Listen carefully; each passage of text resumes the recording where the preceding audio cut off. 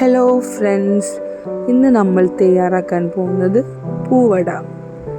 അതിനായി ഒരു പാത്രത്തിൽ വെള്ളം, ഉപ്പ് എന്നിവ ചേർത്ത് തിളപ്പിച്ചെടുക്കുക.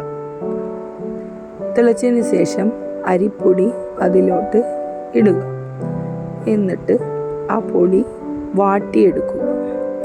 വാട്ടിയെടുത്തതിന് ശേഷം അത് നന്നായി കുഴച്ചെടുക്കുക.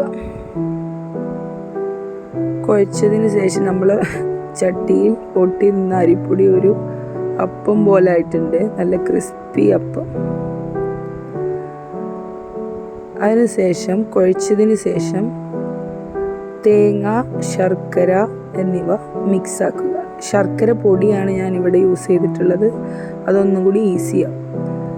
ഈ പൊടി വാട്ടി കുഴച്ചതിന് ശേഷം ഇതിപ്പോൾ പാകത്തിനയക്കുന്ന കുഴ നമുക്ക് ഉരുളകളാക്കി മാറ്റാം. ഉരുളകളായി മാറ്റിയിട്ടുണ്ട്. ശേഷം നമുക്ക് ഓരോ ഉരുളകളെടുത്ത് പത്തിരി പ്രസ്സിൽ വെച്ച് പ്രസ് ചെയ്തെടുക്കുക. ശേഷം ഈ തേങ്ങയും ശർക്കരയും മിക്സ് അതിൽ വെച്ച് ഇതുപോലെ മെല്ലെ ചെയ്തു കൊടുക്കുക. ഈ ഡിസൈനിൽ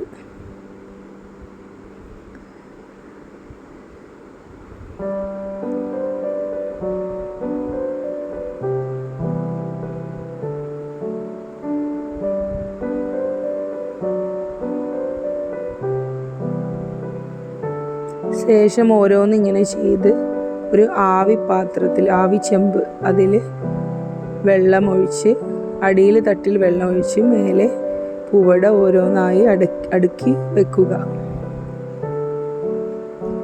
ശേഷം അടുപ്പിൽ വെച്ച് ആവി കയറ്റി എടുക്കുക.